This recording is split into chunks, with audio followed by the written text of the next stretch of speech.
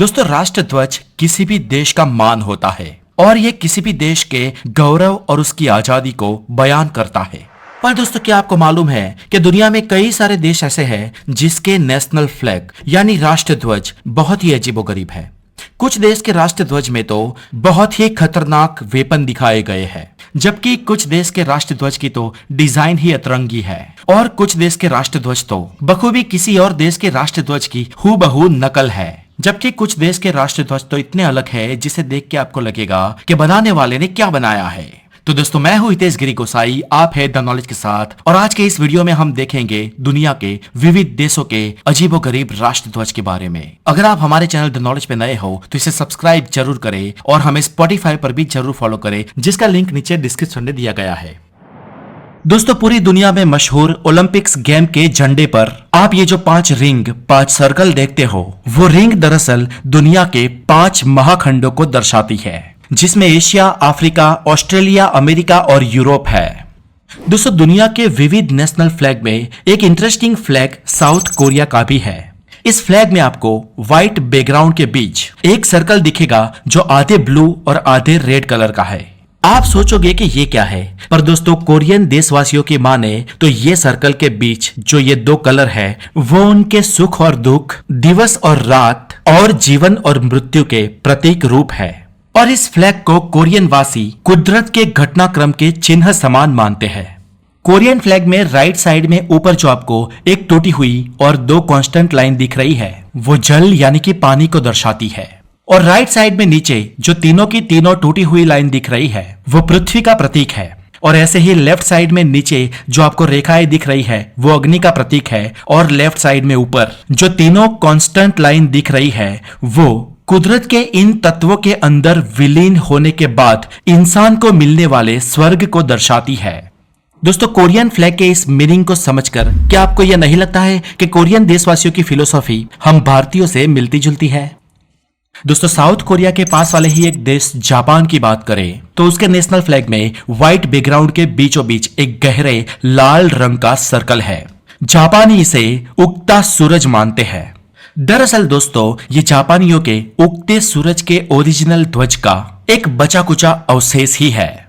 ऐसा है दोस्तों कि जापान ने दूसरे विश्व युद्ध के दौरान अपने ध्वज में सूरज के आसपास प्रकाश की लंबी लंबी किरणों के साथ उगते सूरज वाला ध्वज उपयोग में लिया था, पर युद्ध में जापान हार गया। इसके बाद अमेरिका ने उस ध्वज में से सूरज की आसपास की किरणों को रिमूव करवा दिया और हाल में वहां पर एक बस बिंदु जैसा लाल सर्कल ही बचा है।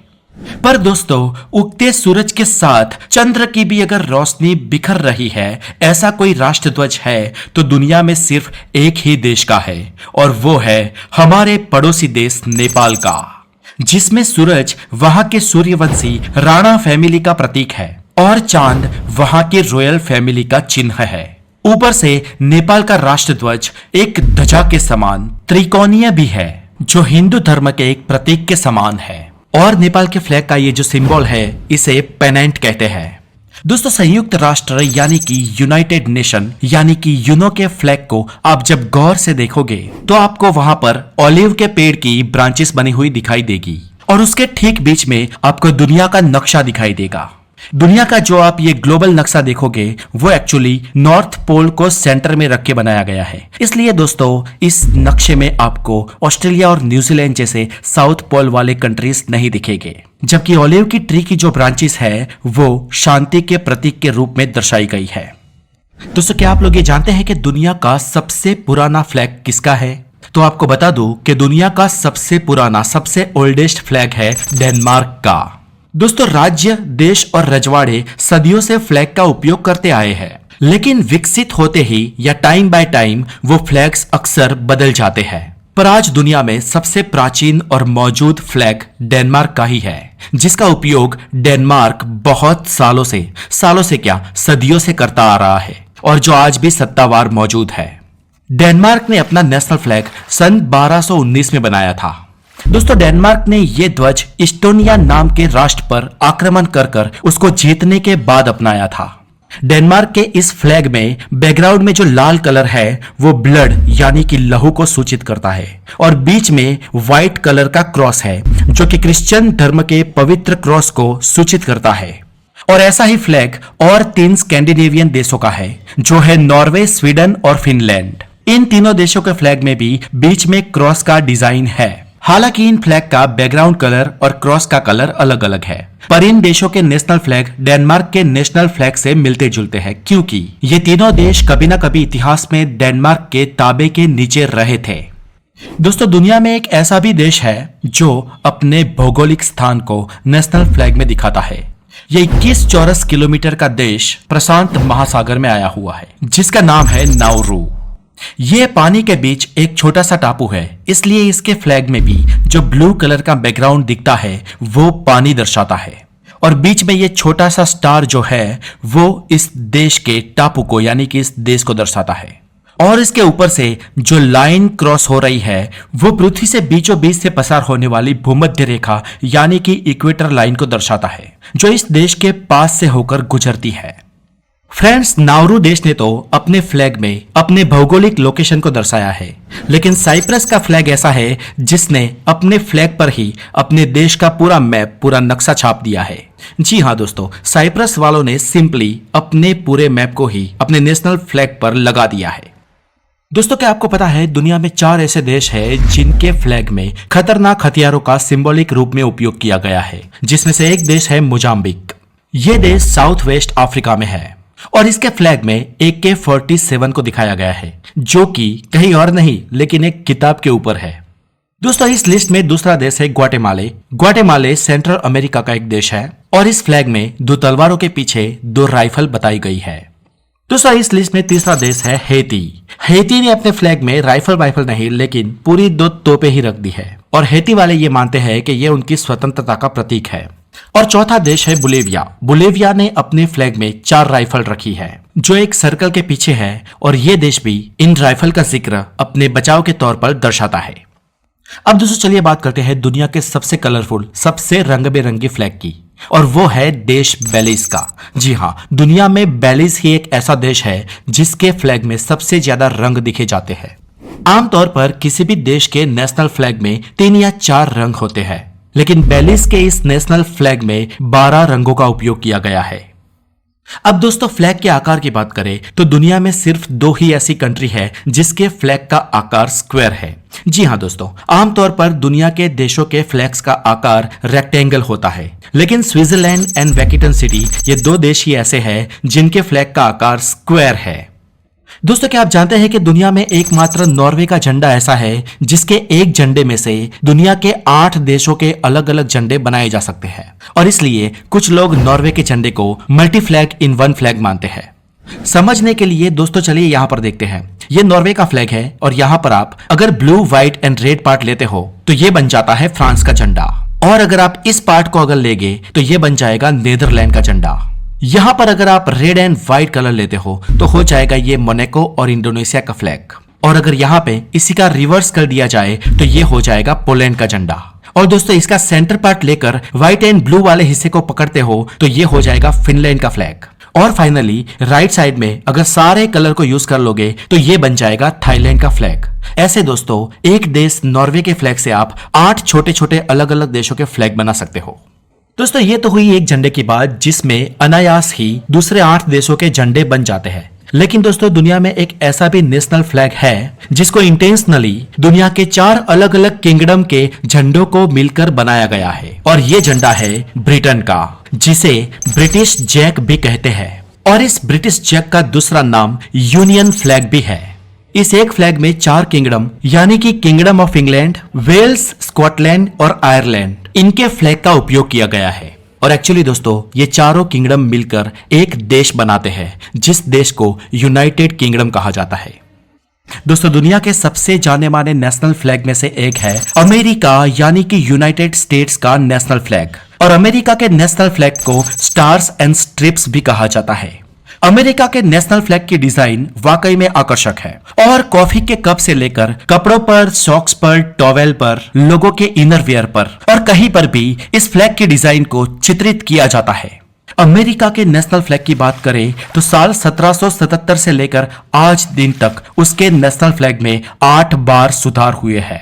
शुरुआत में जब अमेरिका का गठन हुआ तब उसके मुख्य 13 राज्य थे और इसलिए इस फ्लैग पर लाल और सफेद रंग में 13 स्ट्रिप दर्शाए गए और कुछ समय बाद उतने ही तारे फ्लैग पर अंकित किए गए।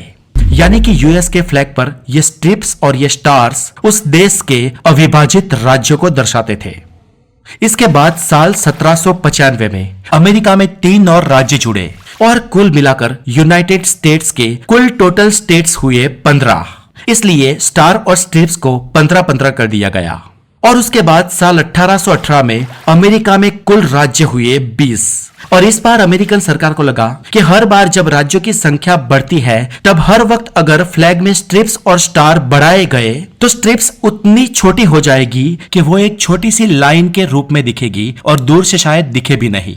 और इसलिए अमेरिकन सरकार ने रिवर्स गियर लिया और अमेरिका के शुरुआती मुख्य 13 राज्यों के मद्देनजर फिर से फ्लैग में स्ट्रिप्स की संख्या 13 कर दी गई। यानी कि अभी नए स्टेट्स की संख्या स्ट्रिप के रूप में ऐड नहीं होगी लेकिन स्टार के रूप में ऐड होगी। और ऐसे ही धीरे धीरे कुछ बंजारे या कुछ मैक्सिको देश के भी कई राज्य अमेरिका में जुड़ते गए और उसके फ्लैग में स्टार्स भी बढ़ते गए। सन 1846 में अमेरिका का नेशनल फ्लैग 28 स्टार वाला बना। इसके बाद 1861 में अमेरिका के 34 राज्य बने और उसके फ्लैग में भी 34 स्टार्स को अंकित किया गया। इसके बाद 1912 में 48 राज्य बने और साल 1960 में हवाई और अलास्का जैसे 2 और राज्य ऐड हुए और अमेरिका में कुल राज्यों की संख्या हुई 50 और अमेरिका के नेशनल फ्लैग में भी 50 तारों को अंकित किया गया। दोस्तों आपको बता दें कि ये जो आप देख रहे हो वो अमेरिका का एक यूनियन नेशनल फ्लैग है, लेकिन अमेरिका के 50 राज्य के अपने अपने एक अलग फ्लैग है और वहां पर धारा यह है कि अगर आप अमेरिका का नेशनल फ्लैग अपने राज्य के फ्लैग के साथ लहरा रहे हो तो हाइट में नेशनल फ्लैग ऊपर होना चाहिए और अपने राज्य के फ्लैग की हाइट उससे नीचे होनी चाहिए। दोस्तों दुनिया में कई सारे देशों के ऐसे नेशनल फ्लैग भी है जिन पर अमेरिका के नेशनल फ्लैग का प्रभाव है। पनामा, क्यूबा, चिली, लाइबेरिया और मलेशिया के राष्ट्रध्वज अमेरिका के national flag stars and stripe के साथ मिलते जुलते हैं। पनामा ने अपना फ्लैग अमेरिका जैसा इसलिए बनाया क्योंकि साल 1930 में पनामा को अमेरिका ने आजादी दिलवाई थी। इसके बाद अगर क्यूबा की बात की जाए तो उसका भी फ्लैग स्टार एंड स्ट्रिप्स से बना है। इसका कारण यह है कि साल 1898 में क्यूबा को अमेरिका ने स्पेन से आजादी दिलवाई थी, लेकिन दोस्तों स्पेन से छुड़वाकर क्यूबा को अमेरिका ने भी गुलाम बना दिया। मतलब क्यूबा के लोग आसमान से गिरे और खजूर पे अटके। पर क्यूबा के लोगों को अमेरिका की परतंत्रता भी पसंद नहीं थी, इसलिए उन्होंने क्रांति की और क्यूबा अमेरिका से भी आजाद हुआ। इस क्रांति के बाद क्यूबा पर अमेरिका ने आक्रमण भी किया और इसके बाद क्यूबा और अमेरिका के बीच हुई दुश्मनी की शुरुआत जो आज भी है। पर इसके बावजूद भी अमेरिका ने क्यूबा को दिए अपनी डिजाइन वाले नेशनल फ्लैग को क्यूबा ने आज तक बदला नहीं है। अब चिली की बात करें तो चिली देश पर स्पेन की हुकूमत थी और तब अमेरिका स्पेन का शत्रु हुआ करता था, इसलिए अमेरिका ने चिली को आजाद करवाने में अपनी भूमिका अदा की। जब अमेरिका चिली को मदद कर रहा था उसी दरमियान चिली के लोगों ने अमेरिका के नेशनल फ्लैग को अपनाया, लेकिन उन्होंने बाद में उसमें सुधार किए और सिर्फ 2 स्ट्राइप और 1 स्टार को अंकित किया। और मलेशिया की बात की जाए तो मलेशिया को जापानियों ने सालों तक अपने ताबे में किया था। इसके बाद अमेरिका के सामने जब जापान हारा तब वहां से वो चले गए और ये देश ब्रिटेन के हस्तक हुआ। और ब्रिटिशरों के जाने के बाद मलेशिया वाले ये सोच रहे थे कि राष्ट्रध्वज कैसा बनाया जाए और तब उनको अमेरिका की याद आई। अमेरिका के कारण ही जापानी मलय यानी कि मलेशिया छोड़कर चले गए थे और इसलिए उन्होंने अमेरिका के नेशनल फ्लैग में कुछ सुधार करके अपना एक नया उससे मिलता जुलता नेशनल फ्लैग तैयार किया। दोस्तों इसके बाद बात करें तो दुनिया के कई देशों ने सिर्फ 3 या 4 कलरफुल पट्टों को अपने नेशनल फ्लैग में अपनाया है और इसकी सबसे पहले शुरुआत की थी नीदरलैंड्स ने। नीदरलैंड का national flag red, white and blue इन 3 पट्टों से मिलकर बना है।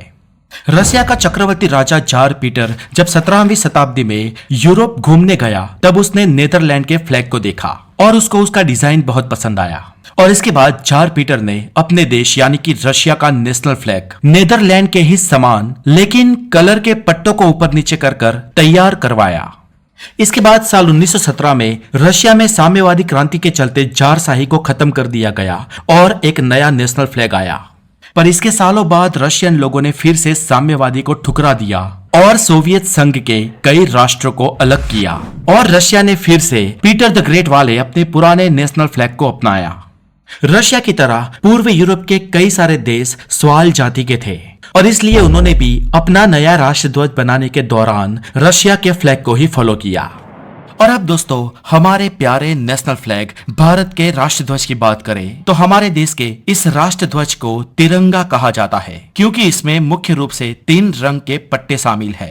और आप जो ये हमारा आधुनिक झंडा देख रहे हो इसे इसके रूप में आने में पूरे 90 साल लग गए थे। हमारे देश का सबसे पहला झंडा अंग्रेज शासन के ही दौरान सन 1857 में बनाया गया था। ब्रिटिश इंडिया के लिए यह झंडा अंग्रेजों ने तैयार किया था, लेकिन इसके बाद भारतीय देशभक्त द्वारा साल 1904 में यह झंडा भारत के लिए बनाया गया। इसके बाद सन 1917 में, सन 1921 में और सन 1931 में भारत के विविध राष्ट्रध्वज बनाए गए, लेकिन अंत में देश आजाद होने से पहले भारत को एक परमानेंट नेशनल फ्लैग मिला जो था हमारा आज का आधुनिक झंडा जिसे हम कहते हैं तिरंगा। और हमारे इस झंडे को पिंगली वेंकैया ने बनाया था। हमारे नेशनल फ्लैग में मुख्य 3 कलर है जिसमें सबसे पहला पट्टा जो केसरिया या सैफ्रॉन है वो त्याग, बलिदान, जुस्सा और देशभक्ति की भावना को जगाता है। बीच वाला सफेद पट्टा शांति और आध्यात्मिक विकास का चिन्ह है और आखिर में हरा वाला पट्टा देश की समृद्धि और प्रोग्रेस को दर्शाता है। और बीच में अशोक चक्र दर्शाया गया है जो सफेद पट्टे में है, यानी कि वो चारों ओर शांति और सुकून को प्रसारित करता है। तो दोस्तों आज के लिए इतना ही। आज के इस वीडियो में ये थी दुनिया के विविध नेशनल फ्लैग के बारे में जानकारी। और भारत के बाद दुनिया का कौन सा नेशनल फ्लैग आपको सबसे अच्छा लगा हमें कमेंट में जरूर बताइए। और अगर आप हमारे चैनल पर नए हैं तो द नॉलेज को सब्सक्राइब जरूर करें। आगे मुलाकात होगी एक और हेल्दी नॉलेज के साथ। Have a good day, take care.